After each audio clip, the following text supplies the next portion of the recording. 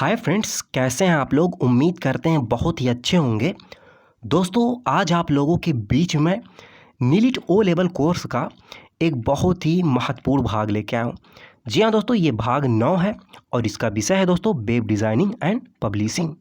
दोस्तों, आप लोग जानते होंगे कि जो ओ लेवल का कोर्स होता है उसमें जो सेकंड पेपर होता है उसे M2R5 के नाम से जाना जाता है। इसी विषय पे दोस्तों आज हम लोग कुछ महत्वपूर्ण प्रश्न पे विस्तृत रूप से व्याख्या के साथ चर्चा करेंगे। जो मेरे दोस्त इस चैनल पे नए हैं और ओ लेवल की तैयारी कर रहे हैं या करना चाहते हैं, मेरे चैनल पे जाके ओ लेवल से संबंधित और भी महत्वपूर्ण वीडियो देख सकते हैं। चलिए दोस्तों, M2R5 को स्टार्ट करते हैं। दोस्तों, प्रश्न 1 आप लोगों की स्क्रीन पे ये रहा, आप लोग यहाँ पे देख सकते हैं। ये प्रश्न दोस्तों कह रहा है HTML में ए टैग का प्रयोग क्या बनाने के लिए किया जाता है। दोस्तों, बहुत ही अच्छा प्रश्न है ये, और इससे पहले भी ये ओ लेवल जनवरी 2021 में आ चुका है। दोस्तों, HTML में ए टैग का प्रयोग बहुत ही इम्पॉर्टेंट होता है। इसके 4 ऑप्शन है दोस्तों। ऑप्शन ए कह रहा है लिस्ट, ऑप्शन बी कह रहा है लिंक्स, ऑप्शन सी कह रहा है एड्रेस, ऑप्शन डी कह रहा है कोई नहीं। चलिए दोस्तों, सबसे पहले हम लोग जानते हैं कि HTML में ए टैग का प्रयोग क्या बनाने के लिए किया जाता है। इसके बाद दोस्तों ए टैग की थोड़ी हम लोग व्याख्या भी देखेंगे। जी हाँ दोस्तों, इस प्रश्न का राइट आंसर हो जाएगा ऑप्शन बी, यानी कि लिंक। जब भी दोस्तों बात आएगी HTML में लिंक्स की, तो वहां पे क्या करेंगे दोस्तों, ए टैग का प्रयोग करेंगे। अब चलिए दोस्तों हम लोग समझ लेते हैं कि ए टैग होता क्या है। दोस्तों, प्रश्न 1 की व्याख्या आप लोगों की स्क्रीन पे ये रही, बहुत ही इम्पॉर्टेंट है दोस्तों ये। आप लोग इसका स्क्रीनशॉट भी ले सकते हैं। इसमें दोस्तों ए टैग के बारे में दिया गया है। इसके माध्यम से दोस्तों आप लोग सरलतापूर्वक जान जाएंगे कि ए टैग होता क्या है और HTML कोडिंग में ए टैग का प्रयोग किस प्रकार से किया जाता है। सबसे पहले दोस्तों हम लोग समझते हैं ए टैग को। यहाँ पे ऊपर देखिए, ये कह रहा है दोस्तों कि HTML में लिंक बनाने के लिए ए टैग का प्रयोग किया जाता है। ए टैग को एंकर टैग के नाम से जाना जाता है। जब भी लिंक देना होता है तो ए टैग के साथ href एट्रीब्यूट का प्रयोग किया जाता है। जी हाँ दोस्तों, आप लोग याद रखिएगा, ए टैग के साथ href का भी प्रयोग किया जाता है।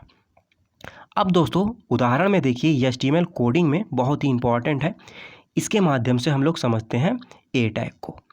यहाँ पे आप लोग देखिए, सबसे पहले दोस्तों हम लोग क्या किए कि टाइटल में लिख दिए वेलकम। यहाँ पे आप लोग देखिए।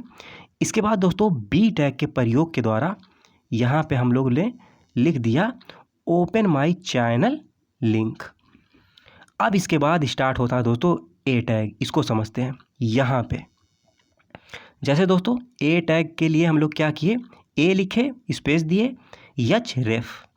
अब दोस्तों जो भी लिंक ऐड करना होता है उसको डबल कोट्स में हम लोग लिखते हैं कुछ इस प्रकार से। और इसके बाद जो भी दोस्तों लिंक से संबंधित जो रहता है चीज़ें, आप लोग यहाँ पे लिख सकते हैं। जैसे यहाँ पे मैं लिख दिया ग्रोथ विद ट्रू ज्ञान क्लासेस। अब ये तो हो गया दोस्तों कोडिंग। अब आउटपुट को समझते हैं। यहाँ पे दोस्तों आप लोग देखिए आउटपुट। सबसे पहले आ गया दोस्तों वेलकम। ये सबसे ऊपर रहता है, जो दोस्तों वेब पेज होता है सबसे ऊपर रहता है।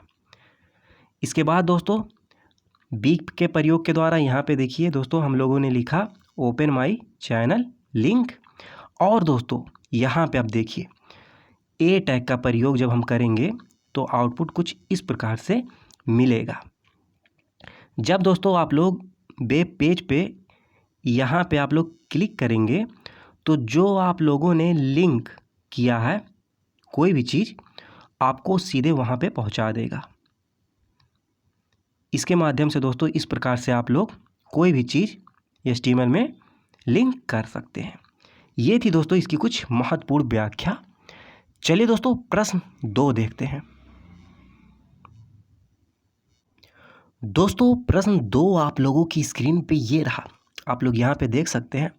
बहुत ही इम्पॉर्टेंट प्रश्न है दोस्तों, और इससे पहले भी ये ओ लेवल जनवरी 2021 में आ चुका है। ये प्रश्न दोस्तों कह रहा है कि एक्सटेंशन जावा स्क्रिप्ट फाइल है, यानी कि दोस्तों जावा स्क्रिप्ट का एक्सटेंशन क्या होता है, कहने का मतलब ये है। ऑप्शन ए कह रहा है dot J extension, option B कह रहा है dot J extension, option C कह रहा है डॉट JS एक्सटेंशन, और ऑप्शन डी कह रहा है डॉट EJ एक्सटेंशन। चलिए दोस्तों, सबसे पहले हम लोग इस प्रश्न का राइट आंसर जानते हैं। इसके बाद दोस्तों थोड़ी इस प्रश्न की व्याख्या भी देखेंगे। जी हाँ दोस्तों, इस प्रश्न का राइट आंसर हो जाएगा ऑप्शन सी, यानी कि दोस्तों जावा स्क्रिप्ट फाइल का जो एक्सटेंशन होता है वो होता है डॉट JS। बहुत ही इम्पॉर्टेंट है दोस्तों, ये आप लोग याद रखिएगा। चलिए दोस्तों, अब थोड़ी इसकी व्याख्या भी देख लेते हैं। दोस्तों प्रश्न 2 की व्याख्या आप लोगों के सामने ये रहा, आप लोग यहाँ पे देख सकते हैं।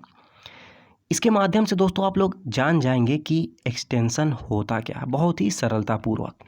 जैसे दोस्तों ये कह रहा है एक्सटेंशन एक आइडेंटिफायर है जो फाइल के अंत में होता है। आमतौर पर एक्सटेंशन 2 से 4 कैरेक्टर का होता है। एक्सटेंशन का प्रयोग करके फाइल टाइप किससे संबंधित है उसे जाना जा सकता है। इसके बाद दोस्तों यहाँ पे कुछ एग्जाम्पल हैं, बहुत ही इंपॉर्टेंट है, आप लोग देख लीजिए। एक्सटेंशन का ये कुछ एग्जाम्पल है।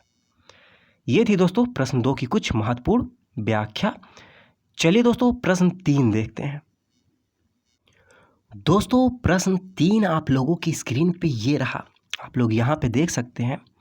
ये प्रश्न दोस्तों कह रहा है, बहुत ही अच्छा प्रश्न है दोस्तों, ये कह रहा है कि HTML डॉक्यूमेंट के विशिष्ट फॉर्मेटिंग कोड जिनकी सहायता से कंटेंट को प्रस्तुत किया जाता है वह है, उसे क्या कहते हैं।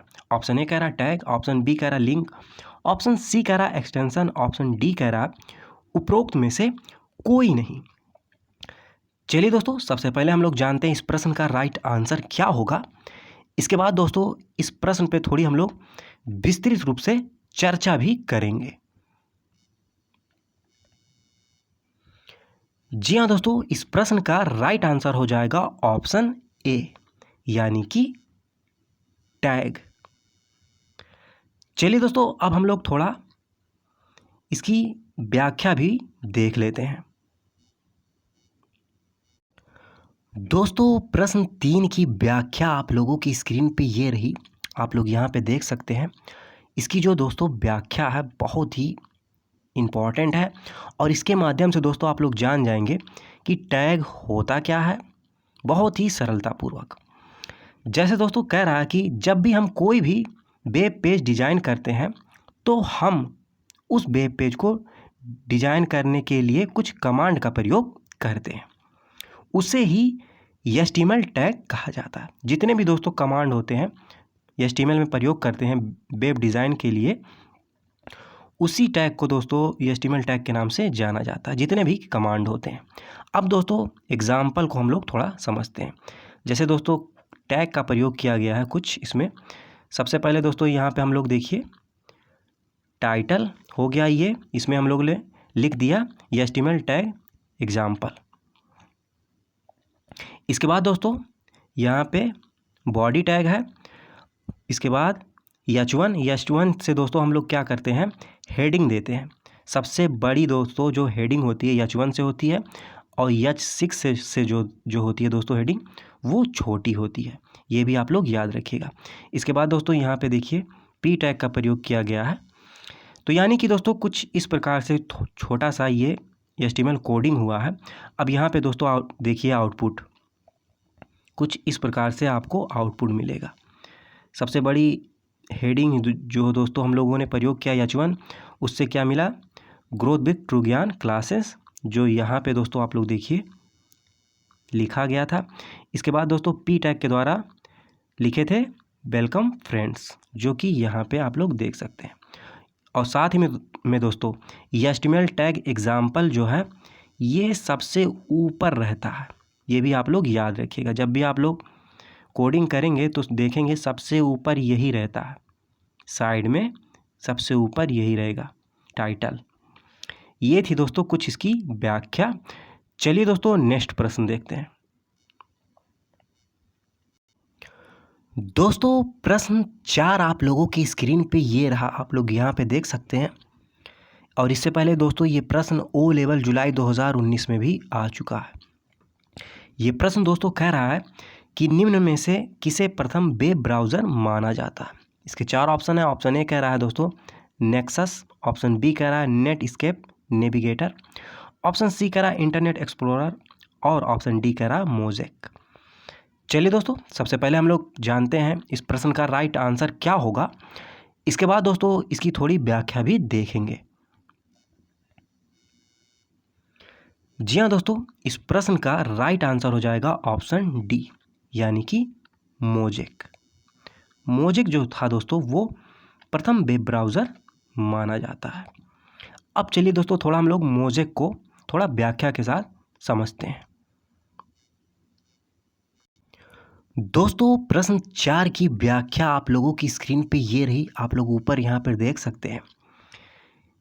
इसमें दोस्तों कुछ मोज़ेक के बारे में कुछ महत्वपूर्ण जानकारियाँ दी गई हैं, इसे हम लोग समझ लेते हैं।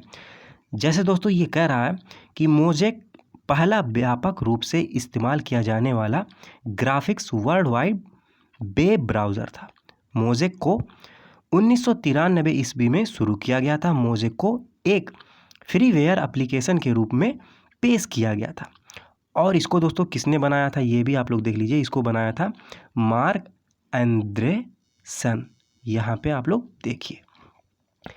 ये थी दोस्तों इसकी कुछ महत्वपूर्ण व्याख्या। चलिए दोस्तों प्रश्न 5 देखते हैं। दोस्तों प्रश्न 5 आप लोगों की स्क्रीन पे ये रहा, आप लोग यहाँ पे देख सकते हैं। ये प्रश्न दोस्तों इससे पहले ओ लेवल जनवरी 2021 में पूछा गया था। और ये प्रश्न दोस्तों जो बी पार्ट होता है, यानी कि जो लिखने वाला दोस्तों होता है सेकंड पार्ट, उसमें ये आया था। और ये प्रश्न दोस्तों कह रहा है कि जावा स्क्रिप्ट से आप क्या समझते हैं। जावा स्क्रिप्ट के कुछ उपयोग लिखिए।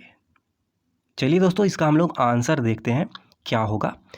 जैसे दोस्तों सबसे पहले हम लोग समझते हैं कि जावा स्क्रिप्ट होता क्या है। तो यहाँ आप लोग दोस्तों ऊपर देखिए, यहाँ पे इसको हम लोग समझते हैं।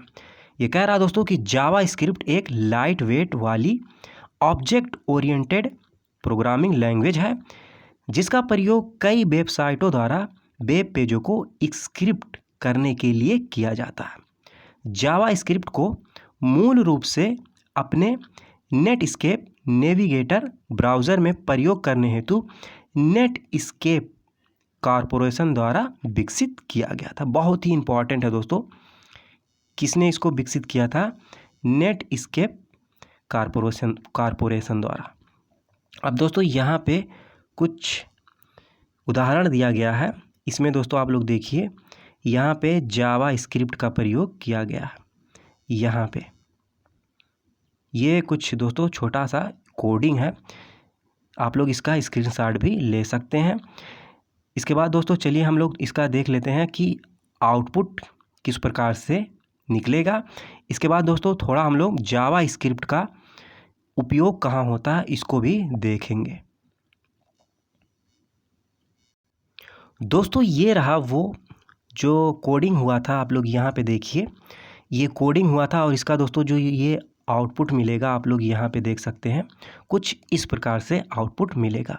वेब पेजों में खास करके दोस्तों इस प्रकार का रहता है, आप लोग देखे होंगे, क्लिक मी क्लिक हेयर, इस तरह का। तो कुछ जब दोस्तों हम लोग इस प्रकार से कोडिंग करेंगे तो ये आउटपुट मिलेगा कुछ इस प्रकार से। अब चलिए दोस्तों हम लोग देख लेते हैं कि जावा स्क्रिप्ट का उपयोग कहाँ किया जाता है।